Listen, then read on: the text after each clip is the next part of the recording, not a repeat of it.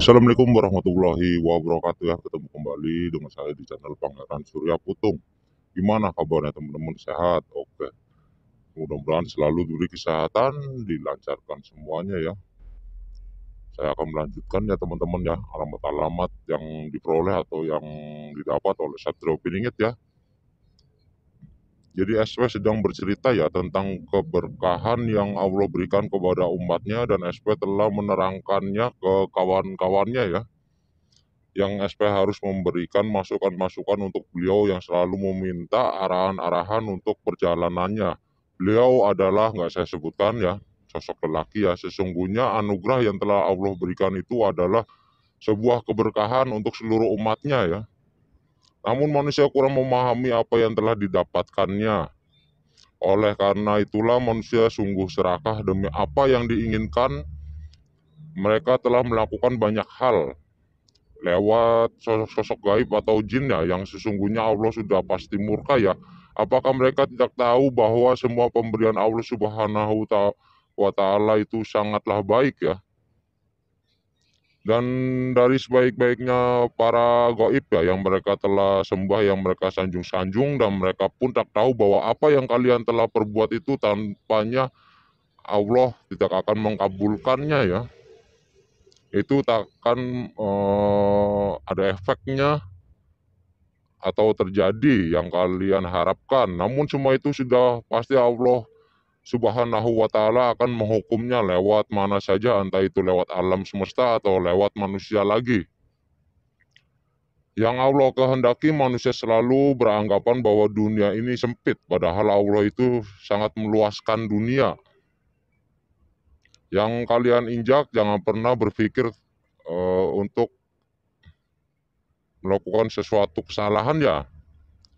Itu semua salah wahai manusia, sebab baik buruknya kita sudah diberikan oleh Allah Ta'ala.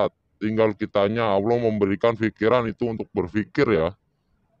Dan yang seharusnya yang buruk kita tinggalkan atau perbaiki, namun yang baik itulah yang seharusnya kita ambil.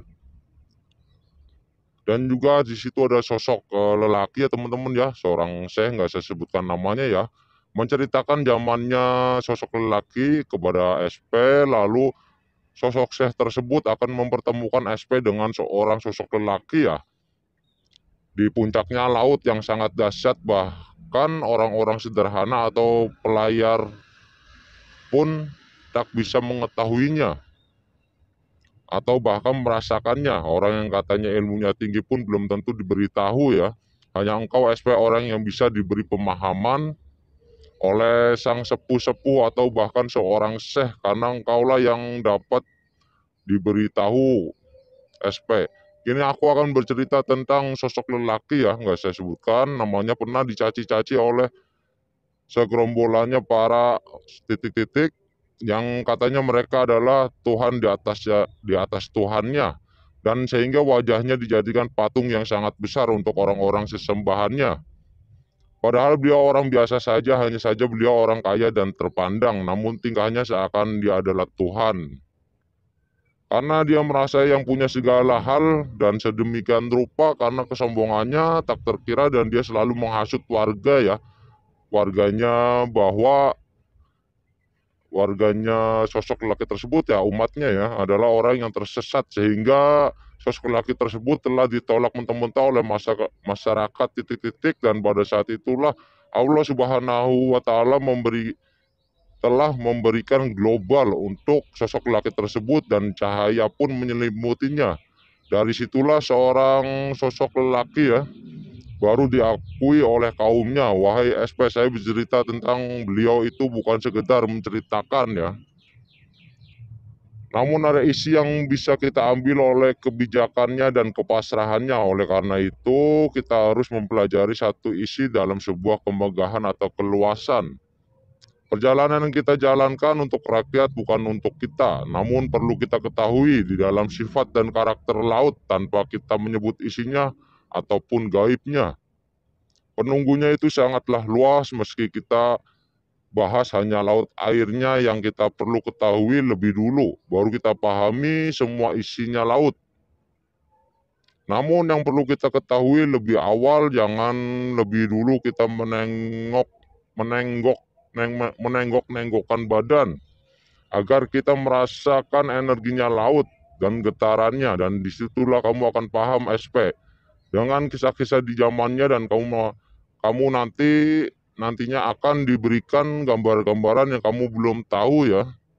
Sebelumnya, apakah kamu paham yang aku maksud? Anakku SP itu, kata seorang syekh ya, yang bercerita kepada satu opini kita teman-teman ya. Dan juga SP dipertemukan oleh seorang sosok kiai titik-titik ya, nggak saya sebutkan, dan kiai tersebut telah menyuarakan kepada SP dikarenakan ada sosok perempuan ya yang menyuruhnya. Kiai tersebut mengatakan ada sebuah hal yang telah disembunyikan oleh sosok lelaki, nggak saya sebutkan namanya, di kolom titik-titik ya, yang orang-orang tidak bisa dapat dilacak atau melacaknya, karena itu semua telah diperintahkan oleh seseorang, yaitu adalah sosok perempuan parubaya ya, yang bisa melakukan ritual-ritual dan semua yang telah divakumkan oleh seseorang beliau, sosok parubaya itu, untuk keturunannya agar bisa menjadi seperti sosok parubaya itu ya, yang bisa mengurus tatanan negara. Namun ada sosok perempuan ya berkata lain. Kata sosok perempuan tersebut berharap keturunan-keturunanmu itu bisa menjadi seperti dirimu, karena tugas negara itu sebenarnya sudah ditugaskan dari alam. Namun itu semua tergantung manusia-manusianya bisa merasakannya atau tidak, dan bisa melihat mana yang benar dan mana yang tidak. Mana yang bisa menjadi seseorang pemimpin yang jujur dan bisa merangkul rakyatnya, karena semua itu dinilai dari pandangan orang-orang. Saya tegaskan, jangan pernah menyuruh-nyuruh keturunanmu, sebab saya tahu cara kerjamu. Kepada sosok parubaya tersebut, yang saya ragukan itu beda tangan. Kamu mungkin bisa, anakmu belum tentu ya, atau saudara-saudaranya ya. Sebab saya tahu dari energinya itu terlalu dingin. Badan jika energinya dingin itu nggak bagus untuk menjadi pemimpin. Ibarat orang sederhana, usaha apa aja bisa gagal, akan menjadi budak itu kasarnya. Namun jika kamu menyembunyikan sesuatu di kolom sebuah tempat tersebut ya, karena suatu saat ada orangnya sendiri yang telah memegangnya, dan itu memang harus dikembalikan pada yang punya ya. Namun ada waktunya nanti, jika Tuhan menghendaki, itu sudah pasti berdiri di tempat tersebut. Dan juga saya melihat ya, keris naga hitam oleh kepunyaan sang titik-titik nggak saya sebutkan ya, yang telah disimpan di sudut ruangan yang digambarkan bentuk kotak seperti Ka'bah ya. Namun itu bukanlah gambaran Ka'bah, hanya saja kelambunya sama berwarna hitam dan bercorak putih.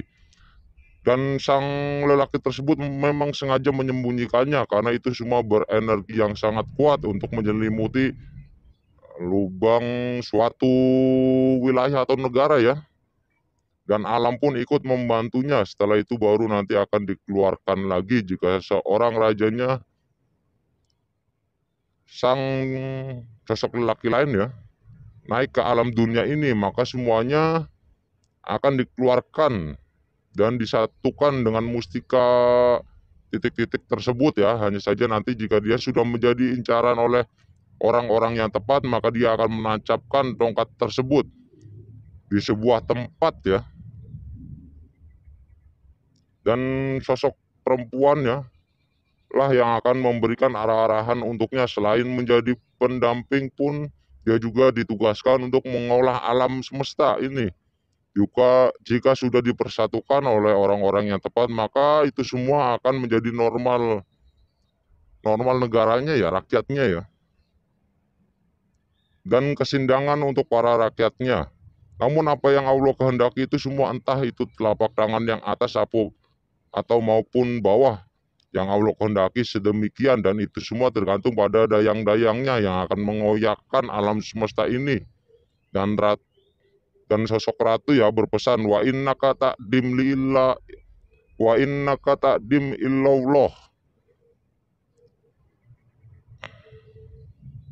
Dan juga SP diajak berbicara ya sama seorang nggak saya sebutkan, tentang imam titik-titik, unsuran-unsuran yang telah dibuat oleh seorang imam tersebut ya teman-teman ya, telah diconteng oleh guru besarnya, karena manusia itu mempunyai keseimbangan masing-masing dan semua itu perlu diseleksikan. Dan yang harus dibicarakan adalah mata dan batinnya yang bisa mengubah daya pikir. Maka dari itu sujudmu dan sujudku itu berbeda ya. Namun tujuan kita sama, akan tetapi jika ada keganjilan-keganjilan tersebut, ya itu harus difasihkan. Nah, di sini perlu kita mengontrolnya dan seorang syekh titik-titik menjelaskan kepada SP dengan menggunakan bahasa batin ya. Namun di sini seorang syekh tersebut sangat senang karena SP langsung memahami gerak-geriknya dan syekh tersebut, dan dari cara pandangnya syekh titik-titik sangat mengagumi kecerdasannya SP setelah beliau berbicara panjang lebar ya. Dan seorang syekh tersebut mengatakan kepada SP, semoga perjalananmu dilindungi oleh Allah Subhanahu wa taala dan diberkati oleh Allah Subhanahu wa taala. Saya bilang serasa sangat damai duduk bareng denganmu nak. Sungguh luar biasa Allah menciptakan sosok seperti kamu, kata saya tersebut ya. Oke buat teman-teman semua ya. Segitu dulu ya. Mudah-mudahan bisa kita ambil yang baik-baiknya, kita buang yang buruknya ya. Jadi daya pandang spiritual seseorang nggak sama ya teman-teman ya. Daya pandang spiritual orang nggak sama, kita ambil yang positif, kita buang yang negatif ya. Kita ambil yang baik-baiknya. Jadi anggap aja sebagai dongeng, nggak bisa dipercaya 100% ya teman-teman ya. Mudah-mudahan teman-teman selalu diberi kesehatan, dilancarkan semuanya. Oke, segitu dulu ya teman-teman ya. Assalamualaikum warahmatullahi wabarakatuh.